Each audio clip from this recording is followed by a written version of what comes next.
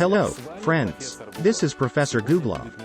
Today's video will be a little unusual, but I'm sure you will like it. So, get comfortable and let's go. Amazing psychic connection. One of the most famous magicians, who performs under the name X, performed a trick on a British talent show featuring the famous TV duo Anthony McPartlin and Declan Donnelly, who are simply known as Ant and Dec. Here's what X did. A female voice calls the famous presenters to the stage. The voice then tells them to close their eyes and raise their hand if they feel a touch. The magician touches one of the participants and the other one points to the same places on their body. At the end, X asked them to draw a picture on the blackboard with their eyes closed. And both participants drew the same thing, the number 1989. And that's the year Ant and Dec met. So how did Mr. X make such a psychic connection between them? Here's the secret. The trick consists of two parts. The first part is that the presenters feel the same thing, and in the second part they draw the same numbers. In the first part, if you notice, the contestants sit, although it seemed like you could do the whole thing standing up. The chairs were different colors, one chair was dark gray and the other was almost black. The black chair that Dickie sat on was not just any chair, but a special chair known as a mentalism chair. The chair allows for touch without any wires or customization. That is, the chair is designed to cause a slight electric shock to simulate someone's touch. In addition, the chair has other functions, such as a vibration system and electric shocks from different points. When the magician touches one participant, he presses a button on the chair's remote control to signal another participant. Notice that the magician does not ask where exactly they felt the touch. However, everyone immediately assumes that both Dec and Ant felt the same thing. Afterwards, the magician touches Dec at his waist and shoulders so that he can simulate the same thing using the functions of the chair. What about the second part of the trick? Mr. X gives the participants a blackboard and asks them to draw random lines with their eyes closed. But how did they draw the same thing? Well, the board isn't ordinary either. It's a clever digitally controlled contraption known as a magic 3D drawing board. The number 1989 was written on the boards beforehand, but you couldn't see it at first. When participants drew on the board with their eyes closed, the writing showed up. The markers they used were not actually working. I wonder what Dec and Ant were thinking while they were drawing. Maybe they were drawing something specific?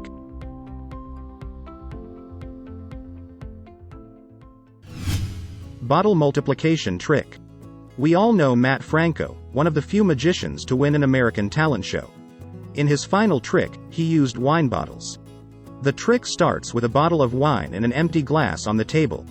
The magician switches them around several times. Then with each move the magician makes, more and more bottles appear on the table.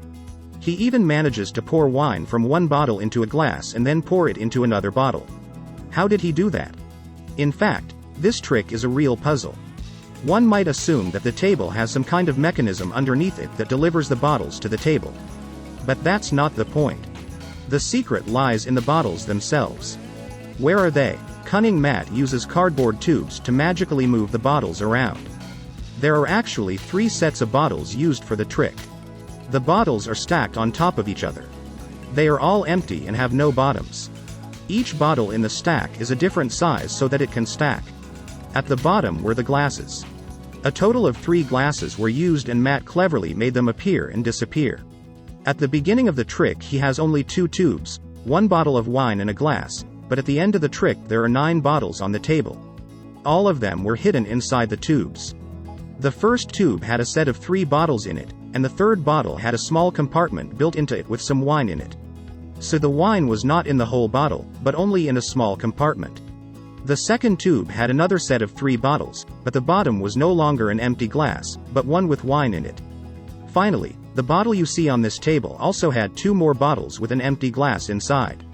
So in total the trick consists of 9 bottles, 2 empty glasses and 1 glass with wine. Now it is much easier to understand the secret. The only reason why Matt could magically move a glass from one tube to another was that he could lift a stack of bottles in one tube and not in the other, because the top bottles in the tubes had open necks, by which he held them. The magician could pick them up and put them down with his fingers. Now that you know the diagram, you can follow his movements and understand exactly what Matt is doing and how he puts the bottles on the table. Here, for example, is the part where Matt pours the wine. A few moves later, A third stack of bottles appears on the table with a full glass of wine, and then the magician makes that glass magically move inside the tubes. Finally, Matt opens all 9 bottles to finish the trick. The magic ring trick. The amazing bartender and magician Smoothini once performed a trick like this on an American talent show. First, he took Howie Mandel's ring and put a shoelace through it. Then he asked judges Melanie Brown and Heidi Klum to hold each end of the shoelace firmly in their hands and hold a pen at the same time. The ring magically moved from the shoelace to the pen. He then takes the ring and asks Mel B to hold the shoelace in his hand. To shock everyone around him, the magician makes the ring disappear from his hand and appear on the shoelace in Mel B's hand. However, the ring suddenly appears on the shoelace tied on the magician's own shoe. How did he do it? Smoothini is known to perform his tricks with sleight of hand. Here he also demonstrates his unique skills. First, let's break down how the ring got on the handle. If you look closely, first he puts the pen under his armpit, after that he closes his palms by twisting the string and gives it to the judges. Now, when the magician asks Mel B to hold one end of the shoelace, he moves one hand down to convince the audience that he is going to take hold of the other end of the shoelace. Here he moves the ring to his right hand and then discreetly and quickly puts it on the handle and then just takes the handle out afterward. This is why his other hand was closed. Finally, the ring is shown and everyone is surprised. Let's move on to the next part. How did Smoothini manage to move the ring onto his shoe? After the magician took the ring, he quickly moved it to his left hand, and then the ring disappeared. Do you think it really disappeared?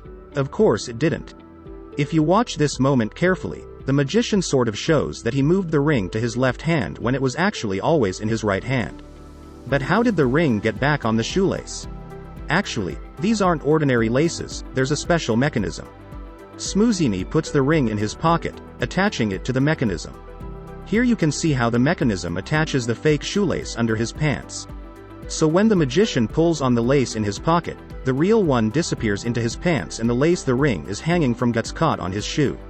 At the end, he and Mel B open their palms, but the ring, as we have already realized, ends up on the shoelace. The trick with the coin and the table. A magician surprised a couple in a restaurant.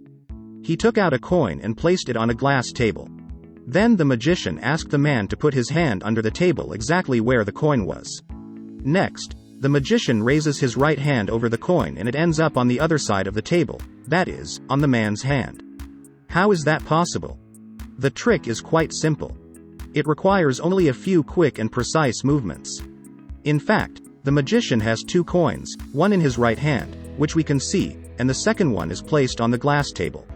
In his right hand, the magician holds a strong magnet that holds the coin even through the glass. After placing the coin in the center of the table, he places his right hand on top of it and then slips his hand with the other coin under the table. Once the coin is held by the magnet over the glass, the magician shows the audience that everything is real and the coin is on the table.